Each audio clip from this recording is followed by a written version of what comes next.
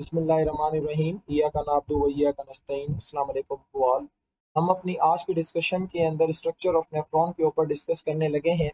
तो भाई last time जब हम लोगों ने किडनी के स्ट्रक्चर के ऊपर डिस्कस किया था तो मैंने आप लोगों से कहा था किडनी के अंदर बहुत सारी मिलियंस माइक्रोस्कोपिक ट्यूब्यूल्स मौजूद होती हैं जिन्हें हम नेफ्रॉन कहते हैं।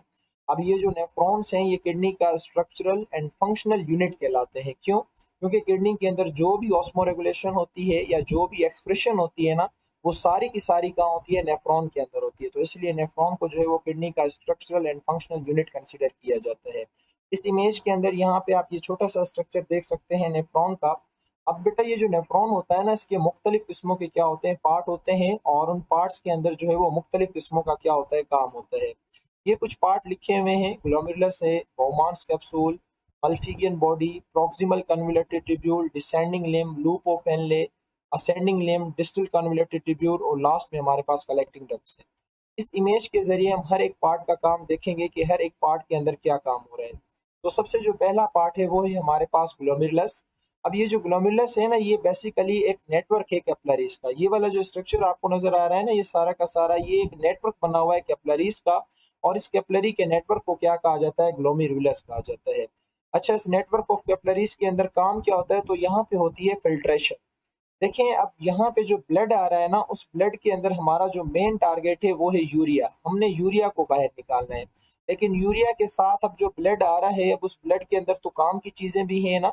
अब आपको पता है कि ब्लड के अंदर ब्लड के सेल होते हैं, ब्लड का प्लाज्मा, और उस प्लाज्मा के अंदर salt, mineral, vitamin, amino acid, glucose, सारी चीजें मौजूद होती हैं।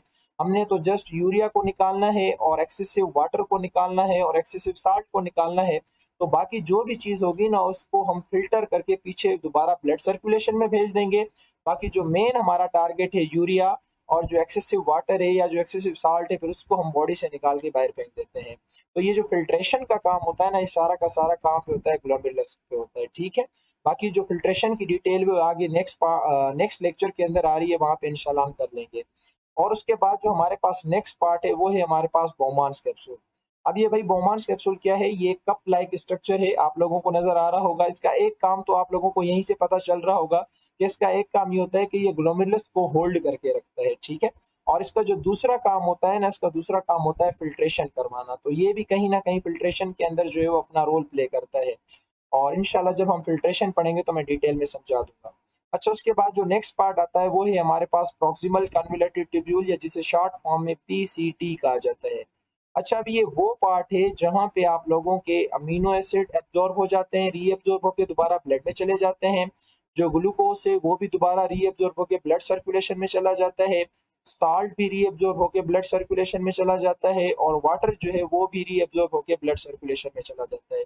तो इन चार चीजों की रीअब्जॉर्प्शन होती है कहाँ पे? प्रॉक्सिमल कन्वोल्यूटेड ट्यूब्यूल के अंदर।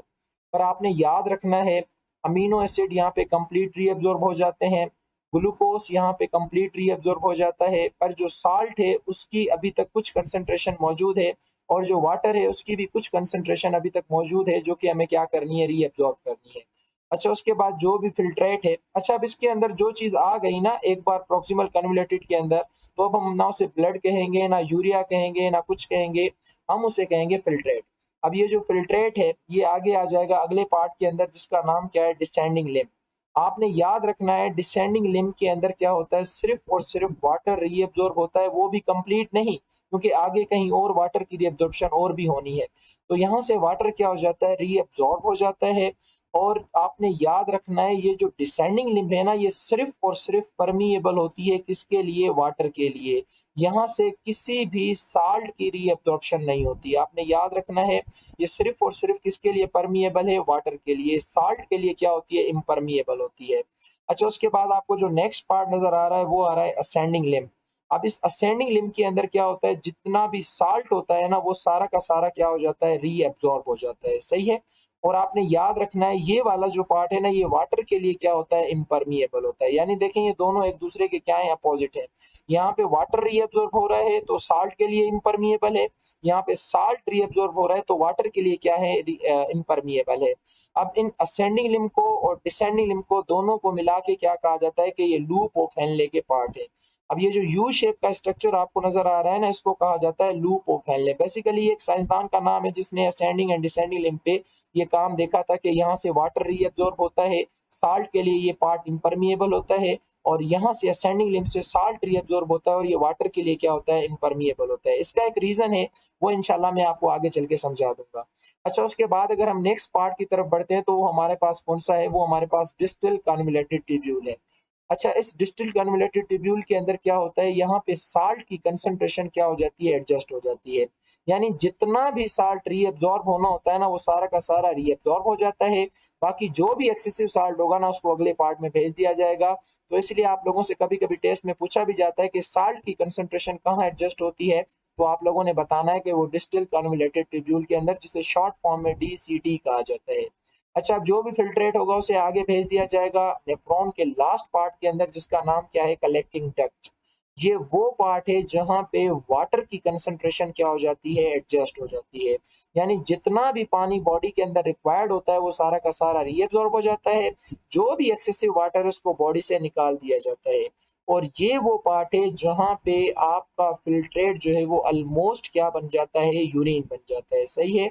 अब आप लोगों ने मुझे बताना है कि ये जो कलेक्टिंग डक्ट है, ये जो नेफ्रॉन का आखिरी पार्ट है, मुझे कमेंट में बताएं कि ये किडनी के किस पार्ट के अंदर जाके खुलेगा। अगला कौन सा किडनी का पार्ट होगा जिसमें जाके ये खुलेगा, तो मैं इसके लिए आप लोगों के जवाब का वेट करूंगा। सही है।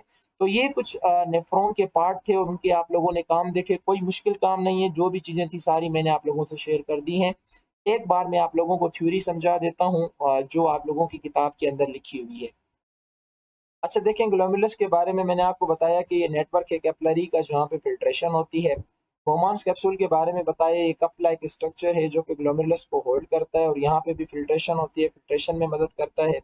इन दोनों को मिला के बेटा क्या कहा जाता है, मल्फिजियन बॉडी कहा जाता है। जरूरी नहीं है कि आप इस बात को याद रखें, इसलिए मैंने मेंशन भी नहीं किया। अच्छा, प्रॉक्सिमल कन्वोल्यूटेड जो ट्यूब्यूल है, ये वो जगह होती है जहाँ पे एसेंशियल सब्सटेंसेस की जो है वो रीअब्जॉर्प्शन होती है। जैसे ग्लूकोज आपका कंप्लीट रीअब्जॉर्ब हो जाता है, क्योंकि यूरिन के अंदर ग्लूकोज बिल्कुल भी नहीं होता, 0% होता है। आपके जितने भी अमीनो एसिड होते हैं वो सारे के सारे क्या हो जाते हैं, रीअब्जॉर्ब, क्योंकि यूरिन के अंदर कभी भी अमीनो एसिड नहीं होते। जो साल्ट है, यहाँ पे साल्ट की पार्शियल रीअब्जॉर्प्शन होती है और वाटर की भी क्या होती है, पार्शियल रीअब्जॉर्प्शन होती है। ये जो लूप ऑफ हेनले था आप लोगों ने देखा, ये यू शेप का स्ट्रक्चर होता है। यू शेप की ट्यूब्यूल्स होती हैं जो कि असेंडिंग एंड डिसेंडिंग लिम्ब पे क्या होती है, मुश्तमिल होती हैं।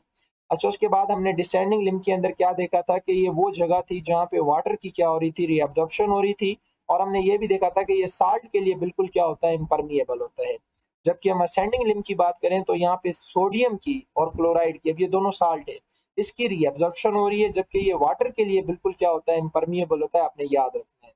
डिस्टल कन्वोल्यूटेड ट्यूब्यूल ये वो जगह थी जहां पे साल्ट की कंसंट्रेशन क्या हो जाती है, एडजस्ट हो जाती है। आपने याद रखना है, बहुत इंपॉर्टेंट है।